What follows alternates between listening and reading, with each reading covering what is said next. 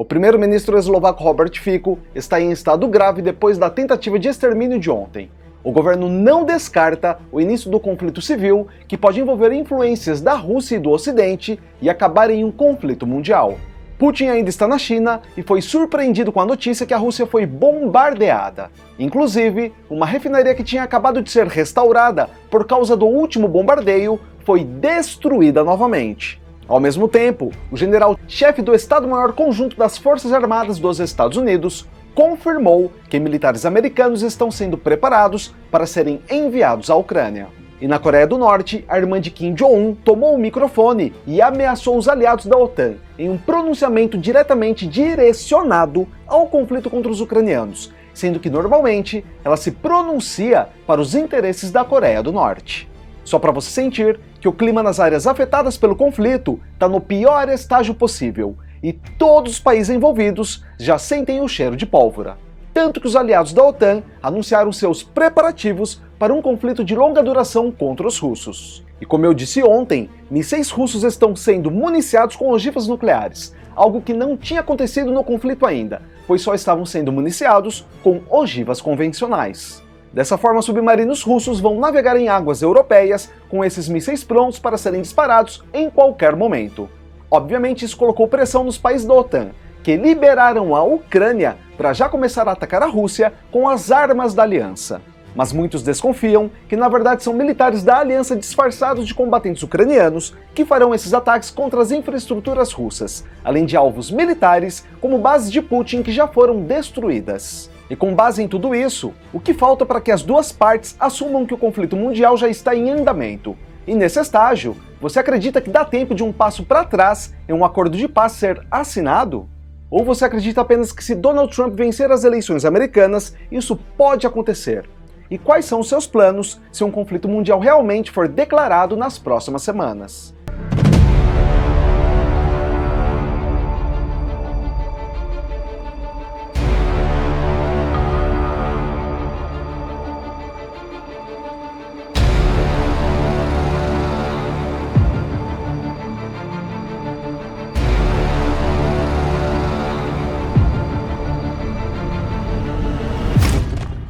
Mas antes de continuar esse vídeo, se você ainda não é inscrito, não perca tempo, se inscreva aqui.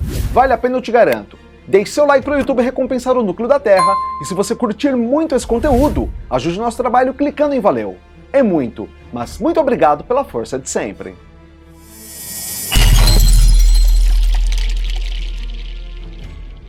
Em uma demonstração de força, o presidente russo Vladimir Putin e o líder chinês Xi Jinping se encontraram em Pequim sorridentes e demonstrando camaradagem. No entanto, na Europa, a situação é bastante diferente. O primeiro-ministro eslovaco Robert Fico foi gravemente ferido em uma tentativa de extermínio, intensificando a sensação de crise na região e a necessidade urgente de se preparar para possíveis agravamentos. E existem diversas suspeitas que o atirador é associado a combatentes russos, mas uma outra parte da opinião pública defende que ele foi enviado de alguma forma pela OTAN, já que Fico demonstrava ter carisma pelo presidente russo. Tanto que ele barrou diversas ajudas à Ucrânia, enquanto Putin sempre elogiou o primeiro-ministro. E como eu disse ontem, caso ele não resista, um conflito global pode ser declarado, isso se levarmos em consideração o início do primeiro conflito mundial. O estado de Fico é grave até agora, embora ele já tenha ficado consciente, e ele permanece na unidade de terapia intensiva. E desde que Putin iniciou seu quinto mandato, a Rússia lançou vários ataques no nordeste da Ucrânia, capturando várias aldeias e se aproximando da cidade de Kharkiv. Esse movimento força a Ucrânia a reforçar suas defesas antes da chegada das armas prometidas pelos Estados Unidos. Politicamente, isso também ocorre meses antes de uma possível reeleição de Donald Trump, que pode reduzir o apoio dos Estados Unidos à Ucrânia. O secretário das Relações Exteriores britânico David Cameron classificou a situação como extremamente perigosa, afirmando que a Rússia efetivamente invadiu os ucranianos novamente. Na Geórgia, o aliado de Putin aprovou um projeto de lei que restringe a oposição pró-democracia, reforçando a influência russa na região. Moscou também está interferindo na Moldávia e em diversas eleições europeias, fomentando tensões políticas. Na Eslováquia, o ministro do Interior alertou que o país está à beira de um conflito civil, devido a tensões políticas. Por isso eu falo sobre a escalada de um conflito global, Tenho certeza que em um conflito civil terão combatentes dos dois lados infiltrados. Mas terá uma herança duradoura nas alianças mundiais. Nessa semana também, Putin destituiu o ex-ministro da Defesa Sergei Shoigu, colocando Andrei Belousov no seu lugar, sugerindo uma transição para uma situação de conflito pleno contra o Ocidente. E nesse contexto, a Europa está acelerando seus preparativos militares. A Noruega, membro da OTAN, anunciou um plano de expansão militar de 12 anos, dobrando seu orçamento de defesa e triplicando o tamanho do seu exército até 2036. O Reino Unido, sob a liderança de Rishi Sunak, também aumentou significativamente seus gastos com defesa. Já o primeiro-ministro holandês, possível novo chefe da OTAN, dobrou o orçamento de defesa do país. E Emmanuel Macron, presidente da França, não descartou o envio de tropas ocidentais para a Ucrânia caso a situação piore ou Zelensky solicite. E a Alemanha está considerando reintroduzir o serviço militar obrigatório para homens e mulheres de 18 anos, sinalizando uma mudança significativa na segurança nacional e regional. Já a Finlândia, que compartilha a maior fronteira europeia com a Rússia, reforçou suas defesas civis e militares, preparando-se para possíveis confrontos. Enquanto Putin e Xi Jinping sorriem em suas reuniões, a Europa está ciente da gravidade da ameaça russa e está se preparando para um conflito prolongado. A Rússia, que tem uma economia militarizada e apoio de países como Irã e Coreia do Norte, continua a intensificar as ações na frente de batalha. A Europa está tomando medidas para se proteger e apoiar a Ucrânia, percebendo que a estabilidade do continente está em jogo. Dessa forma, países membros da OTAN disseram que estão se aproximando cada vez mais da decisão de enviar militares para a Ucrânia, com o objetivo inicial de realizar missões de treinamento das forças locais. Também é levado em consideração pela Aliança Ocidental que Kiev enfrenta uma situação complicada devido a uma ofensiva brutal russa no leste e nordeste, além de tropas cada vez mais envelhecidas, exaustas e escassas. E de acordo com o New York Times, o general-chefe do Estado-Maior Conjunto das Forças Armadas dos Estados Unidos indicou que o envio de militares da aliança para treinamentos dentro da Ucrânia é algo que está em andamento.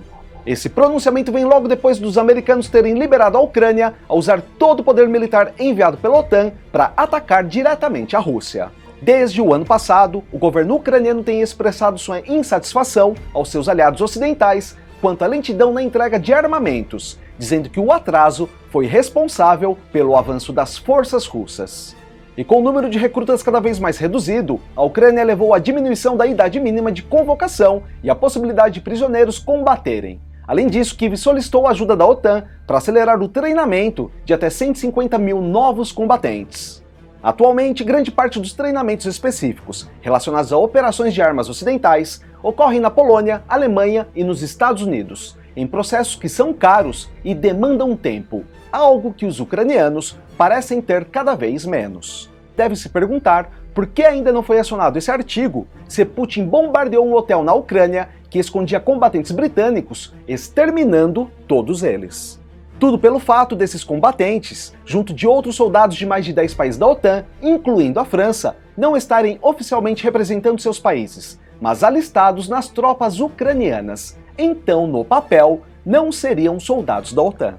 Em fevereiro, o presidente russo Vladimir Putin afirmou que a intervenção ocidental na Ucrânia poderia levar a um conflito nuclear e destruição da civilização.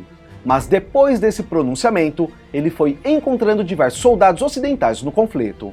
E até agora ele tem segurado os ataques nucleares, embora ontem ele tenha ordenado que ogivas nucleares comecem a ser colocadas nos mísseis de longo alcance, que até agora estavam sendo usados com ogivas tradicionais. E até o momento, a Casa Branca rejeita firmemente a ideia, mesmo que sejam apenas instrutores sem função no campo de batalha, repetindo, de certa forma, o que aconteceu no Iraque após o fim oficial dos combates envolvendo as forças americanas. Enquanto isso, as forças ucranianas atingiram alvos a até 1000 quilômetros de distância para dentro da Rússia, utilizando drones e outros tipos de armamentos, inclusive enquanto Putin visita a China, deixando os russos debaixo de fogo. No ataque de ontem para hoje, por exemplo, mais civis foram exterminados na região de Belgorod e o incêndio começou em uma refinaria de petróleo de Tuapse, no Mar Negro, prejudicando ainda mais as finanças e logísticas russas com combustível. A refinaria havia passado por meses de reparos que acabaram de ser concluídos por causa de um ataque anterior, mas agora ela foi destruída novamente.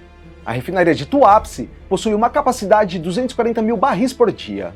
Produz nafta, óleo combustível, gasóleo de vácuo e diesel com alto teor de enxofre, sendo seus principais destinos Turquia, China, Malásia e Singapura.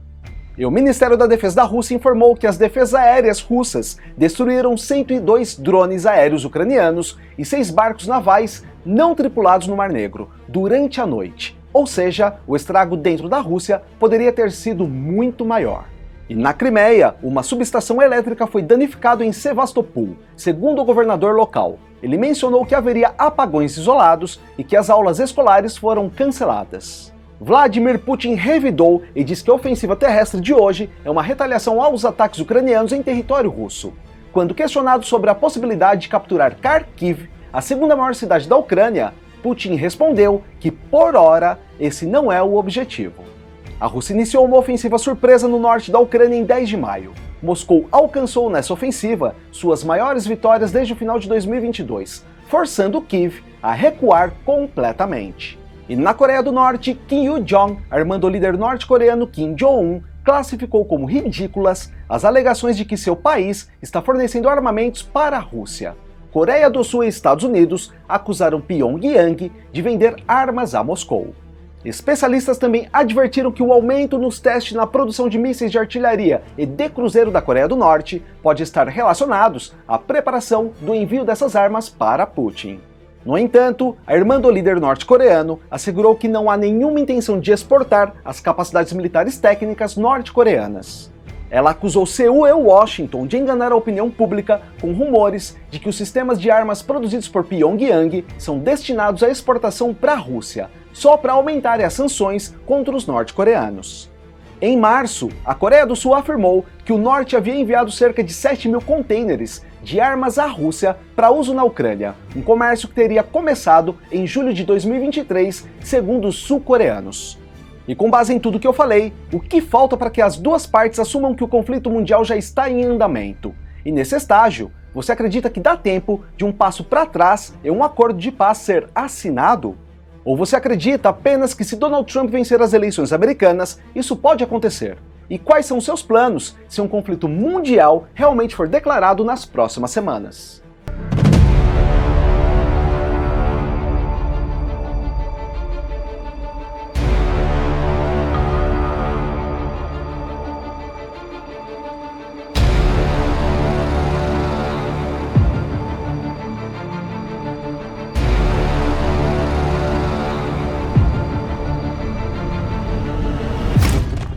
Muito obrigado por chegar ao final de mais um vídeo. Você é demais e eu te agradeço muito por isso. E se você ainda não é inscrito, não perca tempo, se inscreva aqui.